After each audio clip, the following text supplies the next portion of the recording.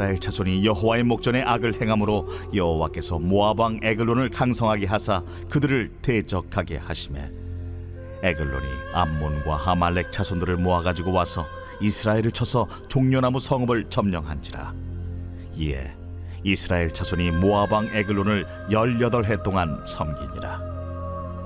이스라엘 자손이 여호와께 부르짖으매 여호와께서 그들을 위하여 한 구원자를 세우셨으니 그는 곧 베냐민 사람 게라의 아들 왼손잡이 에훗이라.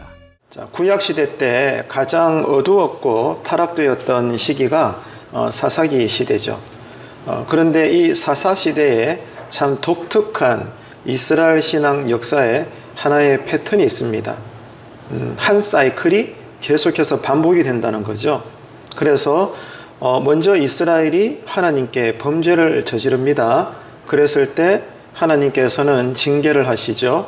그래서 하나님께 이렇게 매를 맞으니까 이스라엘 백성들이 이제 아프다고 부르짖습니다. 그러니까 또 하나님께서는 이스라엘을 불쌍히 여기시사 또 사사들을 보내어서 그때마다 구원해 내시죠. 이것이 사사시대 때 이스라엘 신앙의 사이클인데 사사기가 끝날 때까지 계속해서 이 4단계의 사이클이 반복되고 있는 거예요. 이게 사사기 성경의 특징입니다. 범죄, 징계, 부르짖음, 구원. 이 4단계가 사사기에서 계속 반복되는 사이클이라는 거죠. 그래서 하나님께서 많은 사사들을 순서대로 보내주시는데 첫 번째 사사가 누구라고 했습니까? 온니엘이라고 했죠. 온니엘. 이 온니엘은 메소포타미아 구산 리사다임 왕이 8년간 이스라엘을 압제를 할 때 온니엘이 등장을 해서 하나님께서 세우셨죠. 첫 사사로서 이스라엘의 구원자가 되어서 민족을 해방을 시킵니다. 그래서 이후에 40년간 평안한 삶을 살게 되죠. 두 번째 사사가 누굽니까? 에훗입니다. 에훗. 에훗은 이스라엘이 모압 에글론 왕으로부터 무려 18년 동안이나 압제를 당하고 있을 때 하나님께서 두 번째 사사로 세우셔서 민족의 구원자로 사역을 감당하게 됩니다. 그런데 특이한 것은 이 에훗이 왼손잡이라는 거였죠. 왜 왼손잡이라고 했습니까? 오른손을 쓰지 못하는 몸을 불편하게 가지고 있는 그런 사람이라고 했습니다. 여기에서 우리가 받은 교훈이 뭐라고 했죠? 하나님의 방법이라는 겁니다. 한번 따라할까요? 하나님의 방법. 네, 하나님의 방법이 어떤 거라고 했습니까? 인간의 예측을 훌쩍 뛰어넘는다는 거예요. 하나님은 이렇게 하실 거야. 이것은 이러니까 저렇게 하실 거야. 우리가 생각하는 여러 가지 어떤 느끼는 바들이 있을 텐데 그런데 하나님은 인간의 생각을 초월하십니다. 우리 인간이 가지고 있는 상식이나 경험이나 어떤 원리들 이러한 것들을 때로는 다 초월하셔서 전혀 우리가 예상치 못했던 방법으로 하나님의 뜻을 이루어 가시는데 두 번째 사사로 세움을 받은 에훗이 바로 그와 같은 것입니다. 분명히 에훗은 정상적인 사람이 못 되었습니다. 오른손이 장애를 가지고 있는 불편한 사람이었죠. 그런데도 민족을 구원하는 2대째 사사로 세움을 받았다는 것입니다. 그렇기 때문에 이렇게 우리와 뜻이 너무나 다른 하나님의 방법, 하나님의 시간, 이 하나님의 뜻을 우리가 이 땅에서 찾는 일에 있어서 우리는 말씀과 기도를 통해 깊이 있게 늘 들어가야 된다. 그래서 한평생 우리가 신앙생활하면서 언제나 하나님과 가까이 할 수 있는 그러한 경건의 사람이 되어야 된다는 것을 지난 시간에 다루었습니다. 이렇게 하나님께서 에훗을 사용하셨는데 에훗을 사사로 들어서신 이유가 무엇이라고 했습니까? 세상의 모든 역사는 하나님께서 다스리신다는 거예요. 특별히 신앙과 관련되어서 이 영적인 전쟁이라고 할까요? 영적인 전쟁은 언제나 하나님께 속해 있습니다. 그래서 우리가 준비를 잘했기 때문에 영적인 전쟁에서 이긴 것이 아니고요. 우리가 연약하기 때문에 싸울 때마다 사탄 마귀에게 지는 것이 아니라 가정 문제든지 직장 일이든지 신앙의 문제든지 영육 간의 어떤 상황이든지 사실 이것은 영적인 싸움이거든요. 그래서 이 모든 영적인 전쟁을 다스리시고 이기게 하시는 분은 여호와 하나님이라는 겁니다. 그래서 이렇게 약한 자 에훗을 들어 쓰셔서 이스라엘을 다시 구원해내시는 그 모든 과정을 통해서 이스라엘에게 말씀을 하시는 것은 사람을 보지 말고 각자를 보는 것이 아니라 이 모든 민족을 다스리시는, 아니 이방 민족과 세상 모든 것들을 주관하시는 하나님을 보라는 거예요. 여기에 교훈이 있다는 것을 지난 시간에도 계속 말씀을 나눴죠. 다시 말해서 인간의 노력이나 능력으로 우리 각자가 행복하게 사는 것이 아니라는 거. 아무리 내가 노력하고 용을 써도 하나님이 인생의 문을 닫아버리면 여러분 열자가 없습니다. 여러분 지금까지 인생을 40년, 50년, 60년, 70년 살아오시면서 한결같이 느끼는 거잖아요. 내 마음에 소원이 있고 내가 아무리 용을 써도 하나님이 허락하지 않으면 절대로 우리는 한 발자국도 앞으로 내디딜 수가 없는 거예요. 때로는 내가 가기 싫어도 하나님이 나의 등 뒤에서 밀치시면 나는 떠나야 되는 거예요. 나는 있고 싶어도 주님이 가라 그러면 가야 되고, 내가 가고 싶어도 주님이 아니야 더 여기서 훈련받아 그러면은 우리는 머물러야 되는 것입니다. 내가 하기 싫어도 하나님이 해 라고 그러면 우리는 해야 되는 것입니다. 내가 하고 싶어도 아니야 이 일은 내가 다른 종을 쓸 거야 이러시면 우리는 그를 축복해야 되는 것입니다. 모든 주권이 하나님께 있음을 여러분 날마다 인정하시고 신앙 고백하시고 하나님 중심으로 사시는 믿음 생활 되시기를 간절히 바랍니다. 그래서 내 모습과 삶의 형편이 아무리 힘들고 약해도 은혜를 사모하는 마음이 더 커야 된다는 거예요. 제가 지금 새벽 말씀이나 주일 오전 예배나 또 오늘같이 수요 예배 말씀도 한결같이 여러분 적용되잖아요. 지금 우리가 늘 예배 때마다 말씀을 따라서 내용을 상고하잖아요.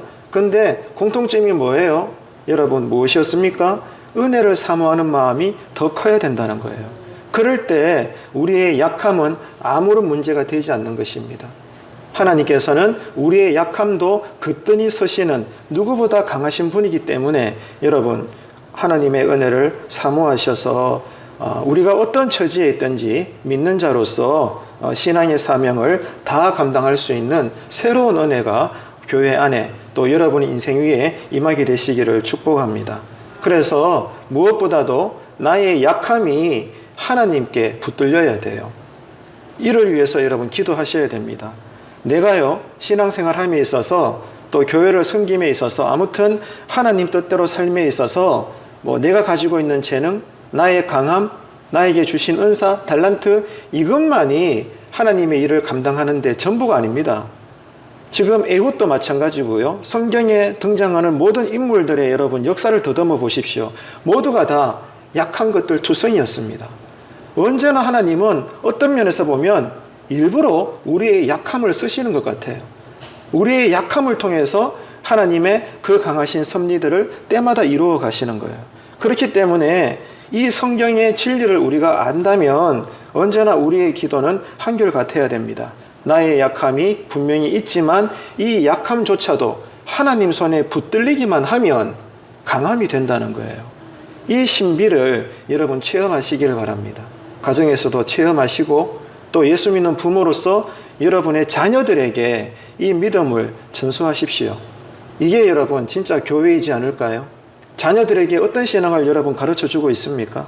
한번 곰곰이 생각해 보시기를 바랍니다. 자, 이렇게 두 번째 사사 에훗은 패역한 이스라엘이었지만은 이스라엘을 위해서 하나님이 세우신 구원자였습니다. 그래서 에훗에게는요 이스라엘을 구원해내야 하는 사명이 주어졌다는 거예요. 한번 따라합시다. 사명. 여러분 오늘 이 말씀을 계속 들으시면 이 사명이라는 단어가 계속 여러분 귓가에 들리게 될 겁니다. 자, 이렇게 에훗은 오른손을 쓸 수 없는 장애를 가지고 있는 그러한 연약한 인생이었음에도 불구하고 하나님께서는 그를 구원자로 세우셨다는 거예요. 이것을 에훗이 깨달았다는 겁니다. 그 말은 하나님이 나를 쓰시는구나. 다시 말해서 사명감을 깨달았다는 거예요. 이 사명감을 깨달았기 때문에 인간적으로 볼 때는 하나님의 일을 이렇게 공적으로 할 수가 없었을지라도 그러나 사명 따라 계속해서 우리가 이제 살펴보게 되겠지만 하나님의 뜻을 다 이루는 2대째 사사의 인생을 살았다는 것. 사명이 에훗의 신앙을 이끌어 갔다는 것. 이것이 우리에게 오늘 이 시간에 큰 교훈이 되는 것입니다. 자, 그런데 중요한 것은 이런 것이죠. 이렇게 에훗이 이스라엘을 구원해내야 하는 사명을 받았는데, 자, 에훗이 이것을 깨달는 건 좋은데, 그런데 에훗이 사용했던 이 사사로서의 방법이 어떤 것이냐 이겁니다. 역사 속에서 흔히 일어나는 암살이라는 거예요. 암살이라는 방법을 통해서 에훗은 사명을 감당했다는 겁니다. 다시 이야기해서 하나님이 참 놀랍게도 이 에훗을 통해서는 암살하는 방법을 통해서 이스라엘을 구원해 내시더라는 거예요. 이게 특이한 것입니다. 무슨 말인가 하면 사람의 기준으로 볼 때는 절대로 정정당당하지 못한 방법이라는 거예요. 어떻게 거룩하신 하나님께서, 그렇게 선하신 하나님께서, 자, 이렇게 모압 왕 에글론으로부터 18년 동안 압제를 당하는 당신의 민족을 구원해 내시는 것은 좋은데, 아니 어떻게 그 방법이 암살이냐 이거예요. 여러분 안 그렇습니까? 누구보다도 하나님이 지금 에훗을 통해서 이 방법을 쓰신다는 거예요. 그러니까 여러분 우리의 상식과 안 맞다니까요. 하나님의 뜻이. 그렇기 때문에 우리는 여러분 언제나 엎드릴 수밖에 없어요. 정말로 우리는 하나님의 뜻을 찾아야 된다고요. 달라도 너무 다르잖아요. 안 그렇습니까? 어떻게 하나님이 선하신데 수많은 방법들 가운데 하필 암살이라는, 여러분 어떤 세상의 기준으로 봐도 이게 합당하지 않잖아요. 정정당당하지 않잖아요. 이게 거룩합니까? 이 방법이? 암살이? 말이 돼요? 근데 하나님이 이 방법을 쓰신다는 거예요. 그만큼 여러분 하나님의 뜻과 섭리와 행하심은 우리가 다 이해할 수 없어요. 그렇기 때문에 여러분 우리는 정말로 성경을 깊이 파고 들어가야 되고 하나님의 뜻을 먼저 찾아야 되고, 내가 생각하는 것, 내가 판단하고 말하는 것, 내가 무언가를 하려고 하는 것이 정말로 하나님의 뜻에 맞나 우리는 늘 고민하면서 살아야 됩니다. 그런데 우리는 그렇게 못 살잖아요. 하나님을 경우로 여길 때가 얼마나 많습니까? 그냥 내 뜻인데 우리는 이미 습관이 되었어요. 하나님 뜻이야. 여러분 이렇게 우리는 포장하는 것들이 얼마나 많습니까? 하나님께서 에훗을 쓰셨는데 이 암살이라는 방법을 통해서 다시 고난 가운데 있는 당신의 백성을 구원해 내시는데, 이런 하나님을 우리가 깊이 고민해야 된다, 그것입니다. 그래서 여러분 오늘 말씀도 우리에게 큰 울림이 되는 것이죠. 사람의 기준으로 볼 때는 절대로 정정당당하지 못했던 이 암살의 방법이지만, 그럼에도 하나님께서는 에훗을 통해서, 그것도 한쪽 팔을 쓰지 못하는 이런 연약한 자를 통해서 이스라엘을 구원해 내시더라는 거예요. 이처럼 하나님의 선하심, 하나님의 섭리는요, 우리 인간의 이성과 지성과 상식과 윤리와 도덕, 내 경험과 노력을 초월하는 것입니다. 그렇기 때문에 신자가 할 일은 뭐예요? 평생 우리가 할 일은 가장 먼저는 하나님을 힘써 알아가는 것입니다. 구약 성경이 이것을 우리에게 요구하고 있잖아요. 내가 아무리 바빠도, 내가 아무리 삶의 형편이 어려워도 우리가 정말 예수를 믿는다면 날마다 우리에게 가장 시급하고 중요하고 먼저 된 것은 하나님이 어떤 분이신가 어제도 고민했다면 오늘 또 배워나가야 되는 거예요. 왜? 너무 다르니까. 다르단 말은 내가 옳다고 여기는 것이 솔직히 틀렸다는 거예요. 나는 이해할 수 없지만 나와 다른 방법을 가지고 계시는 하나님의 뜻이 완전한 줄로 여러분 믿으십니까? 어떠세요, 여러분? 그 하나님을 믿으시냐고요. 그렇기 때문에 여러분 우리는 하나님을 깊이 있게 알아가야 되는 거예요. 그리고 신약에 와서는 뭐라고 이야기합니까? 예수를 깊이 생각하라는 거예요. 그래야만이 우리는 내 소견 따라 신앙생활하는 것이 아니라 어떤 상황에서도 하나님의 뜻대로 신앙을 일구어 갈 수가 있다는 겁니다. 하나님을 힘써 알아가고 예수를 깊이 생각하고 이를 위해서 날마다 나를 쳐서 복종시키는 일이 먹고 사는 문제보다 예수 믿는 사람에게는 더 중요하고 앞선 일이다. 이 사실이 여러분에게 정말로 이제는 신앙 고백이 되셨으면 좋겠습니다. 이 기도가 열렸으면 좋겠어요. 이게 여러분 먼저라는 겁니다. 그래서 교회는 이런 제자의 삶을 성도님들이 살 수 있도록 늘 성경을 가르쳐야 되고, 그 말은 성도님들은 평생 성경 말씀을 배워서 배운 바대로 삶에서 순종할 수 있는 그런 말씀의 자녀들이 되셔야 된다는 것을 우리 사사기를 통해서도 우리는 깨달을 수가 있는 거예요. 자, 여러분, 지금 이 에옷은요, 양손을 다 쓸 수 없어요. 왼손만 쓸 수 있습니다. 그러니까 왼손잡이죠. 그런데요, 양손을 다 쓸 수 있는 사람도 비대했던 당시 이방왕 에글론을 상대한다는 것은 절대로 쉬운 일이 아닙니다. 그럼에도 에웃은 신체적인 장애가 있었음에도 불구하고 뭘 깨달았다는 거예요? 와, 이런 내가 하나님께 쓰임을 받는구나. 아이고, 웬일이야. 내가 나를 봐도 정말로 보잘것없는 인생에 불과한데 세상에 하나님이 나를 민족의 구원자로 지금 세우시네? 그 엄청난 사명을 오른손을 쓸 수 없는 누가 보더라도 별 볼 일 없는 사람으로 여길 뿐인 여러분 자신의 인생을 그 사명에다가 맡겨버린 거예요. 그래서 하나님이 쓰시겠다 하니 에웃은 아멘 순종하고 있다는 겁니다. 이해가 됩니까? 에웃이 자기 자신을 볼 때 자기가 봐도 탐탁지 않아요. 왜? 자기는 한쪽 팔을 못 씁니다. 그죠? 그런데도 하나님이 나를 쓰시겠대. 자, 이랬을 때 여러분 같으면 최종 판단을 어떻게 하시겠습니까? 그래도 하나님, 제가 어떻게 할 수 있을까요? 다른 사람 쓰시지요. 아마 그렇지 않을까요? 그런데 이 에옷은 놀랍게도 주님 뜻이 그러하니 제가 따르겠습니다. 사명에 반응하고 있더라는 거예요. 그래서 자신의 사명에 충실하기 위해서 세상에 모든 그 시대 사람들이 모압왕 에글론을 두려워하며 벌벌벌 떨었는데 세상에 오른손도 쓸 수 없는 이 불쌍한 사람이 연약한 존재가 당당히 혼자 에글론을 암살하기 위해서 상대해 나갑니다. 이 사명감, 여러분 이게 종말의 시대에 여전히 우리에게 요구되는 신앙의 내용이라는 거예요. 지금 여러분에게는 사명감이 있습니까? 이 사명감으로 자식을 키웁니까? 이 사명감으로 가정살이 하십니까? 이 사명감으로 또 우리가 직분을 받았잖아요.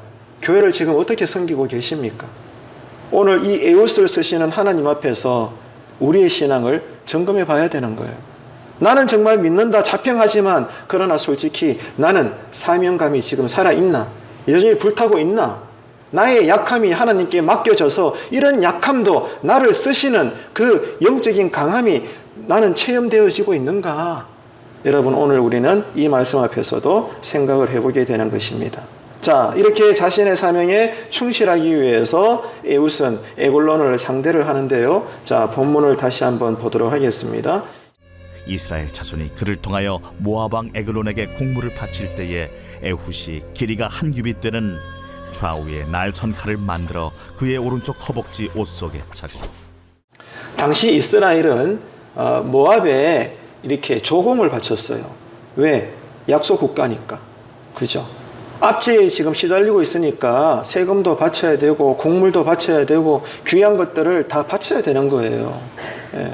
그래서 지금 당시 이스라엘은 에웃을 통해서 모압왕 에글론에게 곡물을 바쳤던 그런 시대입니다. 그렇기 때문에 에웃은 이 에글론에게 접근할 수가 있었다는 거예요. 그런데 이제 이 하나님의 사명을 깨닫고 에웃을 쳐다내기 위해서 어떻게 했다는 거예요? 칼을 오른쪽 허벅지에다가 숨기고 만나러 간다는 거예요.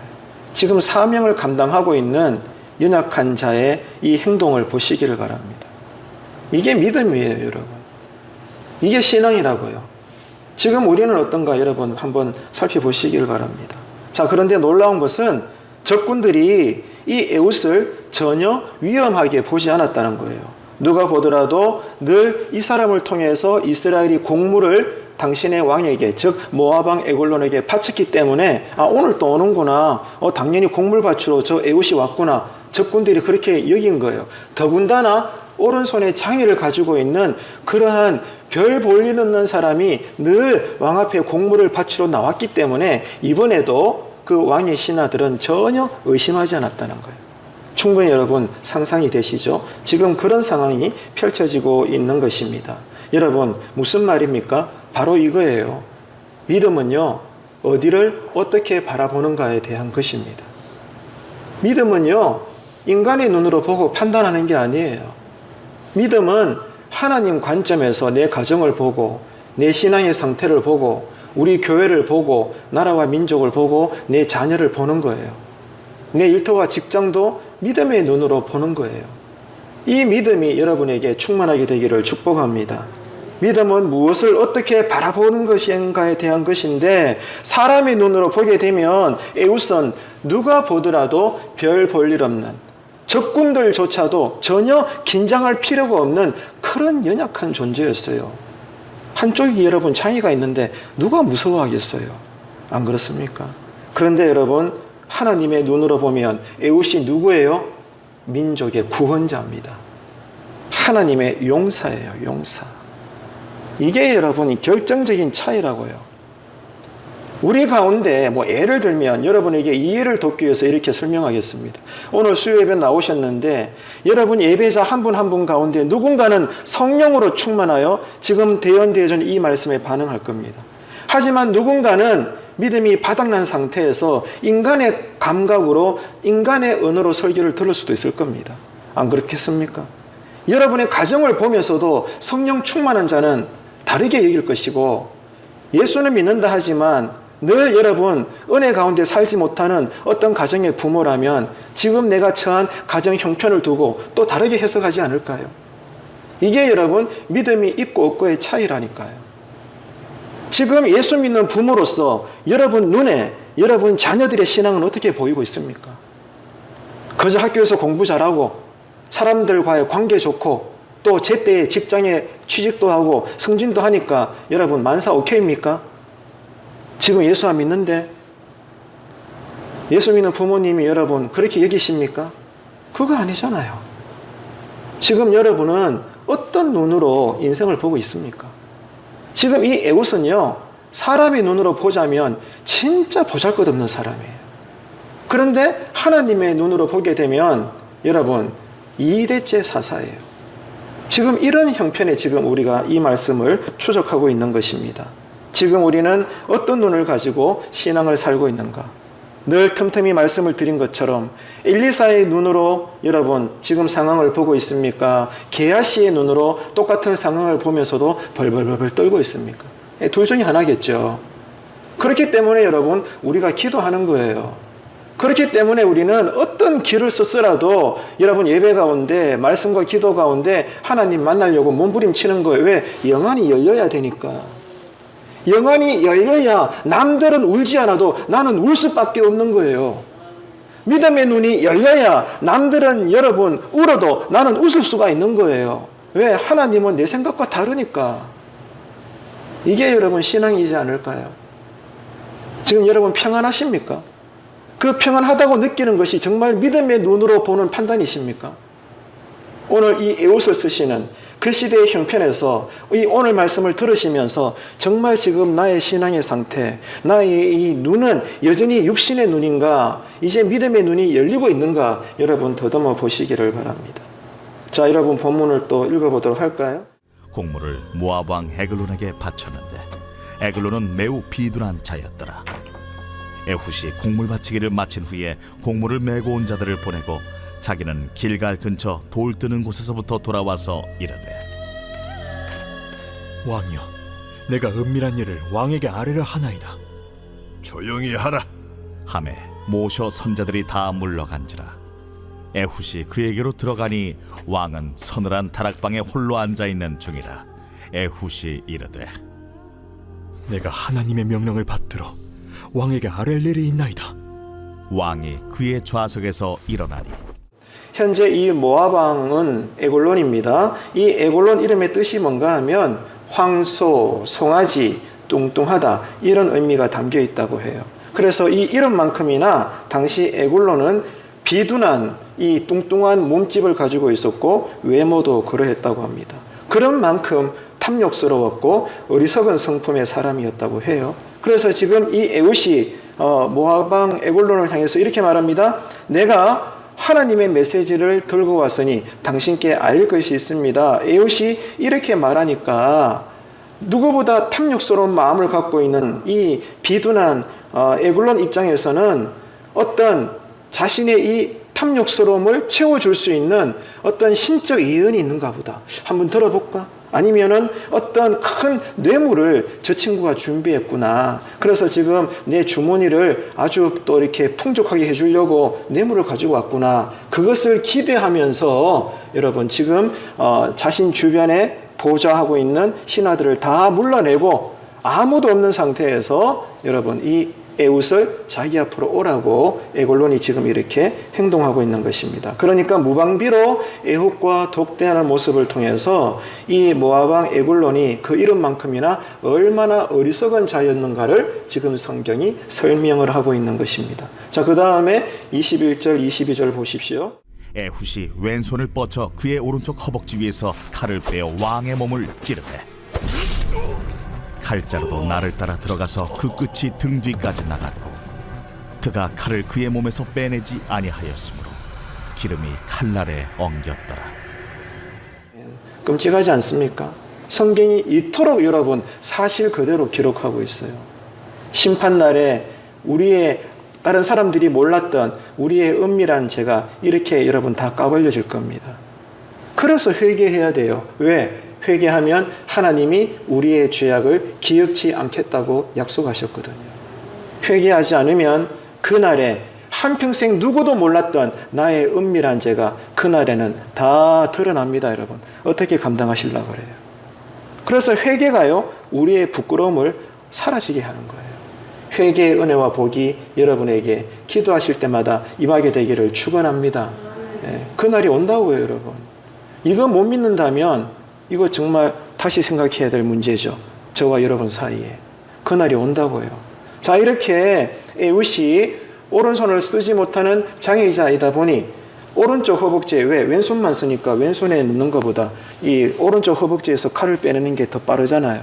그렇게 해가지고 이 비둔한 에골론을 찔렀을 때 얼마나 과감하게 찔렀는지 안에 있던 내장이 칼끝을 따라서 등 뒤로 다 빠져나온 거예요. 그 정도로 여러분 지금 이 끔찍한 암살의 현장의 상황을 성경이 기록하고 있습니다. 자, 이렇게 칼을 빼내어서 왕을 찔렀죠. 에골론은 몸집이 상당히 비둔했기 때문에 칼을 피하지 못하고 그만 그 자리에서 즉사를 했다. 이것이 성경의 지금 기록입니다. 자, 여러분 중요한 것은 이거예요. 에웃의 이 비장함이 어디에서 나온 걸까? 그 말입니다. 누구보다도 여러분 강한 힘을 가진 용사가 아닙니다. 양손조차도 설 수 없는 왼손잡이입니다. 누가 보더라도 위협을 느끼지 못할 만큼 평범한 보잘것없는 사람입니다.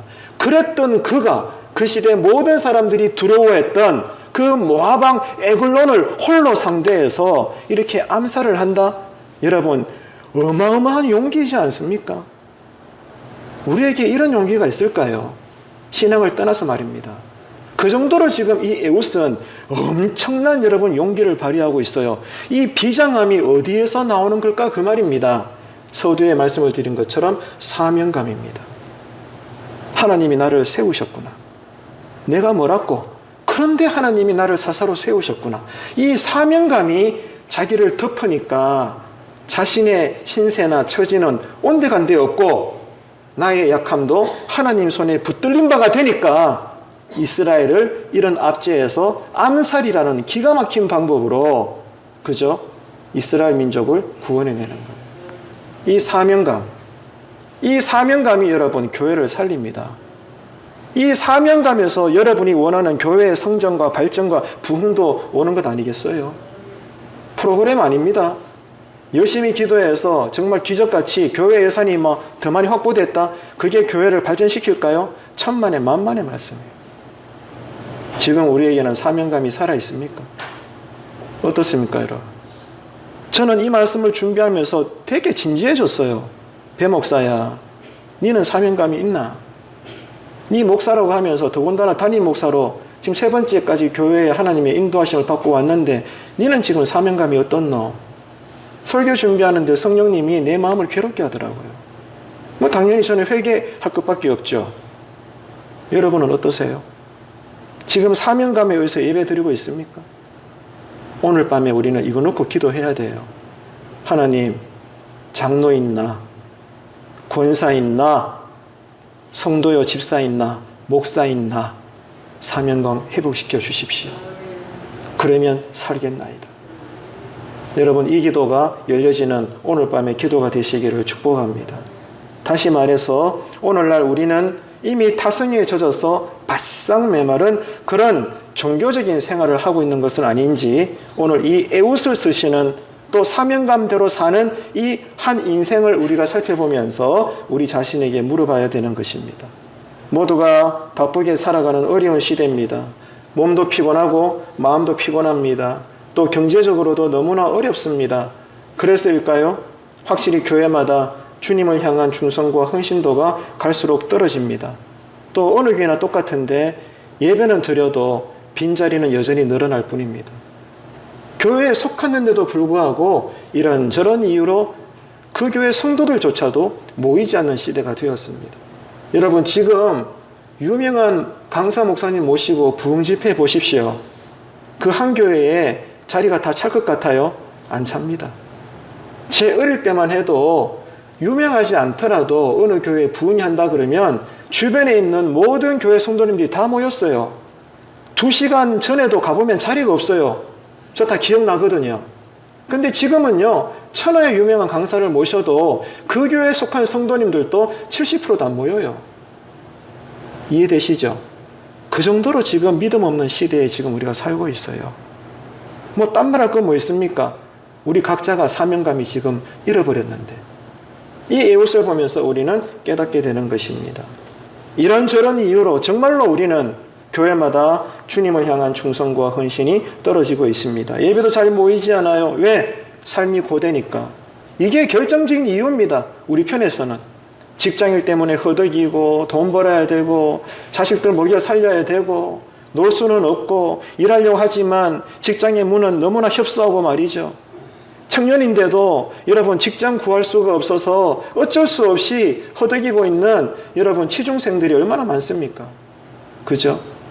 지금 이런 시대에 지금 우리가 살고 있으니 교회 생활 잘 될 수가 없죠. 모두가 이해합니다. 그러나 여러분, 하나님이 계시잖아요. 살아계신 하나님을 우리가 믿고 인정한다면 한 걸음 더 나아가서 우리는 다르게 고백해야 돼요.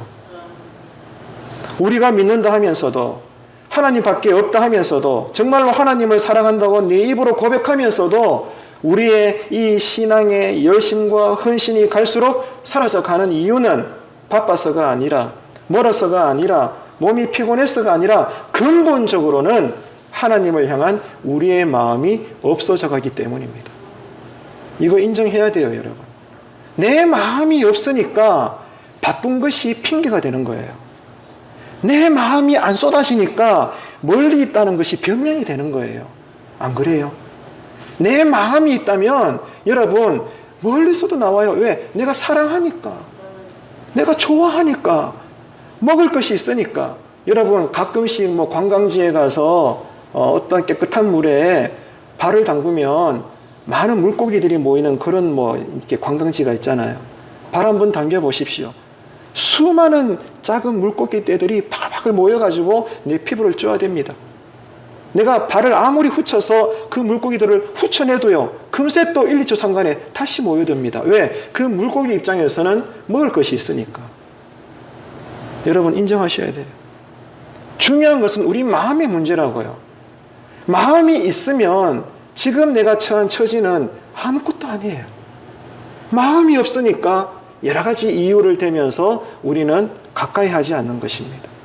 결국 마음의 예배의 문제예요. 하나님께 마음을 드리십시오. 그러면 됩니다. 그러면 여러분 가정이 새로워지고 여러분 인생이 달라지고 우리 믿는 자로서 공통의 소원인 교회도 잘 될 것입니다. 마음의 예배가 회복되시기를 주님의 이름으로 축복합니다. 뭐 다 계시지만 뭐 불편하진 않으실 거예요. 새벽마다 여러분 많이들 나오시는데 우리 이정희 장로님, 예, 우리 권사님 가정 누구보다 멀리 계시잖아요. 근데 누구보다 열심히 나오잖아요. 새벽에. 왜 나와요? 배 목사 무서워서 나옵니까? 그럼 말이 됩니까 그게? 하나님 사랑하니까, 은혜 받고 싶어서, 피곤하지만 멀어도 나오는 거예요. 제가 목사니까 이게 눈에 보이니까 감사한 거라 그게. 여러분 하나님 마음이 그렇지 않겠어요? 결국 여러분 하나님과 우리 사이의 신앙의 문제는요, 마음의 문제라는 거예요. 마음이 있으면 길이 보입니다. 하지만 마음이 없으면 자꾸 핑계가 보이는 거예요. 이 사실을 우리가 잊지 마십시다. 그래서 중요한 것은 하나님, 지금 내 연약한 처지들이 많습니다. 가정의 형편 아시잖아요. 직장의 형편 아시잖아요. 내 몸뚱아리의 현실 주님 아시잖아요. 그러나 원하오니 이것보다 더 큰 은혜를 사모하는 마음을 나에게 주시옵소서.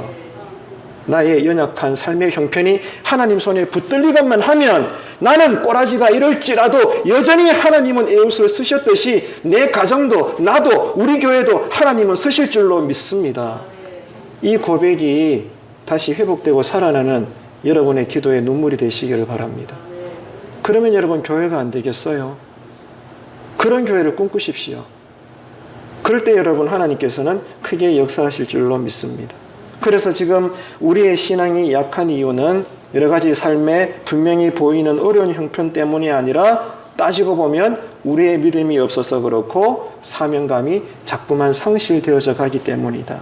그래서 우리의 마음이 회복되기를 원한다고 그 기도가 살아나는 여러분의 안전자리가 되시기를 축복합니다. 세상 사람들은요, 에골론을 신처럼 크게 여겼습니다. 그래서 모두가 다 모압왕 에골론을 두려워했습니다. 하지만 하나님은 누가 보더라도 초라해 보이는 에웃을 통해서 이스라엘을 여러분 구원하시는 큰 역사를 이루셨다는 거예요. 만약에 에웃이 장애를 가지고 있지 않았다면 절대로 여러분 모압왕 에골론을 혼자 만날 수가 없었습니다. 이게 기가 막힌 하나님의 섭리예요. 사도 바울의 마지막 사역의 꿈이 뭐였습니까? 로마로 가서 세계의 심장부인 로마로 가서 복음을 전하기를 원했습니다. 그러나 거기에 대한 하나님의 응답은 멀쩡한 이 바울을 죄수가 되게 해서 로마 감옥에 들어가게 하는 거였어요. 인간의 눈으로 볼 때는 이게 말이 안 되는 거예요. 하나님이 장난치는 것도 아니고. 근데 알고 봤더니 그게 하나님의 가장 빠른 응답이었던 거예요. 왜?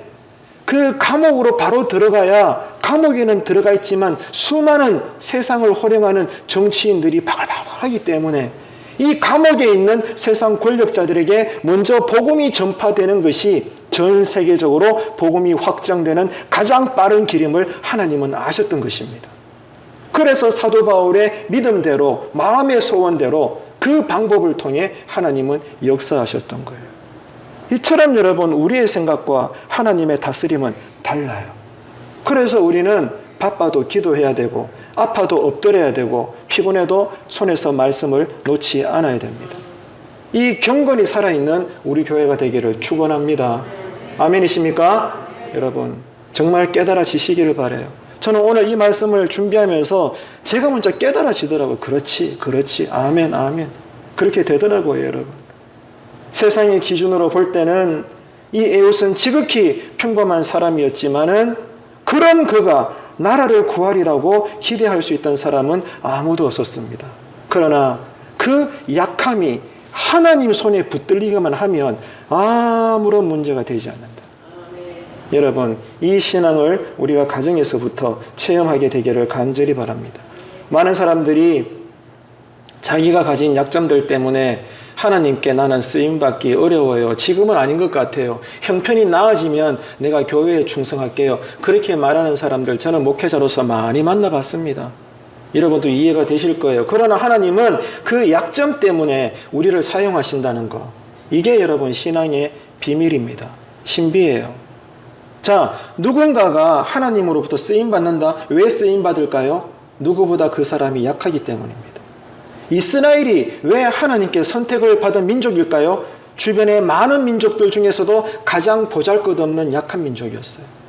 그래서 하나님의 선민이 된 겁니다. 그러니까 여러분들이 정말 소원대로 하나님께 쓰임을 받는다면 그 이유는 여러분이 기도 많이 했기 때문에, 여러분이 잘났기 때문에, 누구보다 여러분이 선하기 때문에 아닙니다. 누구보다 여러분들이 약하기 때문입니다. 그런데 그 약함이 하나님께 붙들리기 원합니다. 이 신앙의 고백을 하나님께서 들어주셨기 때문에 하나님이 여러분의 마음의 소원대로, 여러분의 믿음의 분량대로 여러분을 쓰시는 줄로 믿으시기를 바랍니다. 크게 한번 아멘 할까요? 이 신앙을 우리 청년들에게 가르쳐야 되지 않을까요? 이 신앙을 최대한 눈높이에 맞게 우리 아동부, 중고등부 아이들에게 가르쳐야 되지 않을까요? 이게 신앙교육이죠. 여러분, 약점 때문에 하나님이 우리를 사용하신다는 것.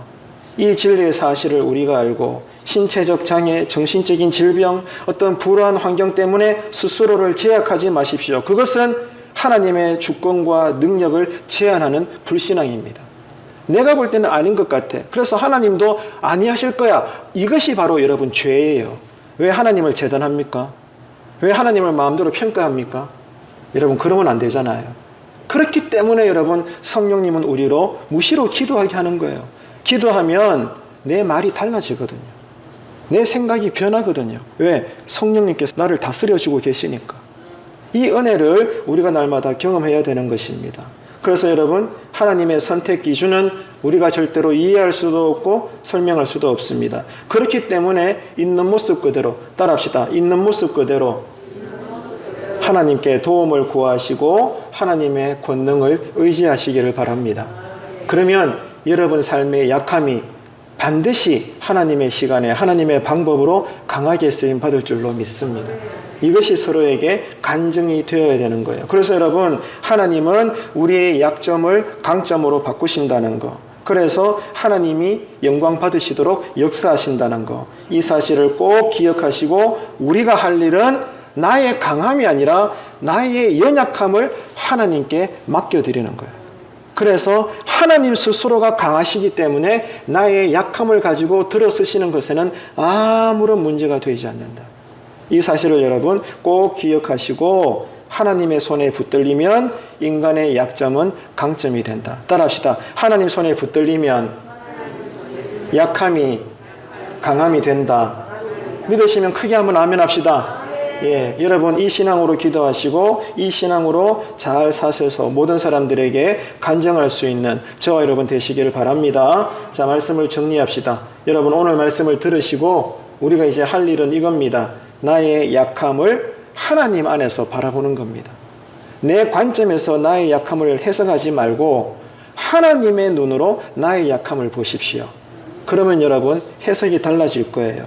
나의 약함이 하나님께 붙들리기를 오늘부터 여러분 기도하시기를 바랍니다. 사탄은요 자꾸만 나의 약함을 바라보게 해요. 그리고 내가 지은 죄에 대해서 정죄감을 던져줍니다. 하지만 성령님은 강하신 하나님을 바라보게 합니다. 그래서 나의 약함을 쓰시고도 남기까지 그 하나님의 무한하신 사랑과 능력을 깨달을 수 있도록 성령님은 우리로 기도하는 가운데 응답하시는 거예요. 그래서 지금 우리에게 필요한 것은 하나님, 내가 덜 바쁘면 섬기겠습니다. 덜 아프면 일하겠습니다. 교회에서 집이 너무 멀어요. 조금 가까운 데로 옮겨주시면 내가 더 충성하겠습니다. 물론 여러분 그게 귀한 마음이죠. 그러나 그게 아니라 이렇게 기도하십시오. 하나님을 더 사랑하는 마음을 주십시오. 은혜를 더 사모하는 마음을 주십시오. 그러면 나의 현재 이 안 된다고 여기지는 약함이 하나님께서는 역전시키셔서 오히려 이런 약한 나를 통하여 하나님 크게 일하실 줄로 믿습니다. 은혜를 사모하는 마음을 크게 주옵소서. 이 기도가 들어지게 되기를 축복합니다. 결국 여러분 물리적인 환경이 문제가 아니라 하나님을 향한 은혜를 향한 내 마음이 여러분 없어졌다는 거, 이게 문제라는 거예요. 우리의 마음이 다시 소생되어지는 은혜가 있게 되기를 간절히 바랍니다. 그래서 나의 약함이 여전할지라도 그러나 그것이 하나님의 손에 붙잡힌 바가 되기만 하면 에웃을 하나님이 쓰셨듯이 저와 여러분도 이 종말의 시대에 반드시 하나님의 시간과 방법 안에서 귀하게 사용될 줄로 믿으시기를 바랍니다.